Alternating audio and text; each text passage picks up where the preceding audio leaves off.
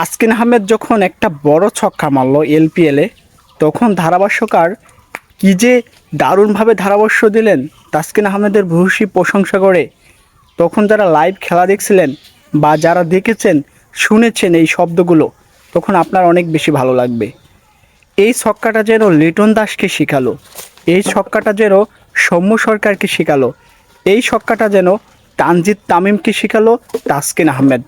বাংলাদেশের যারা লো order batting করে, ট্যালেন্টেড ব্যাটিং যারা করে, তাদের জন্য একটা শিক্ষা হতে পারে যে কীভাবে আসলে ব্যাট চালাতে হয়, কীভাবে ছক্কা মারতে হয়, কীভাবে অ্যাগ্রেসিভ ব্যাটিং করতে হয়। তাসকিন আহমেদ বহু ম্যাচে বাংলাদেশ হয়ে এত দারুণ ছক্কা মেরেছে, শুধু এলপিএলে এই ম্যাচে না। তো বাংলাদেশ যে টি-20তে খারাপ খেলছে, এর কারণ কি? এর কারণ হলো সবার মন মানসিকতা খুবই বাজে। আগে মাইন্ড সেটআপটা ভালো করতে হবে, অ্যাগ্রেসিভ মাইন্ড নিয়ে ক্রিকেট খেলতে হবে। সেই খেলাটা বাংলাদেশের ওপেনিং টপ অর্ডার যারা আছে তারা একেবারেই খেলে না। তো এক্ষেত্রে আমি বলতেই পারি যে লিটন দাসকে বড় ছক্কা মারা শেখালো তাসকিন আহমেদ, সৌম্য সরকারকে শেখালো কীভাবে ছক্কা মারতে হয়।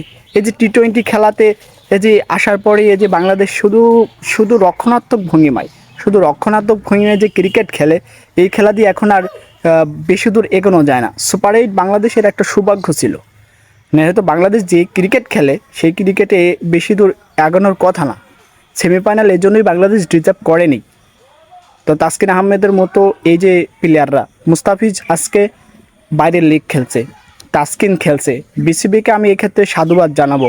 আপনারা অনেকেই বিরোধিতা করেছেন যে আফগানিস্তানের সাথে সিরিজ বাদ দিয়ে কেন এলপিএল এবং বিদেশি লিগগুলোতে বাংলাদেশের 5টা প্লেয়ার খেলছে।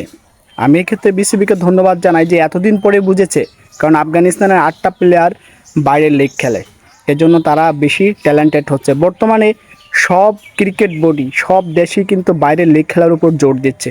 এই যে অভিজ্ঞতা, সাকিব দেখেন, সাকিবও নিজেকে ঝালিয়ে নিচ্ছে।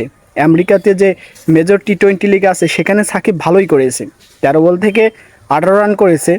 এই স্ট্রাইক রেটও যদি সাকিব আল হাসান ব্যাট করতে পারতো আফগানিস্তানের সাথে, তাহলে ওই ম্যাচটা আমরা প্রায় জিতেই যেতাম। কারণ টপ অর্ডারে আমাদের মেইন সমস্যা, ওখানে যদি কেউ হাল ধরতে পারতো আমরা মেরে খেলেই জয়লাভ করতে পারতাম।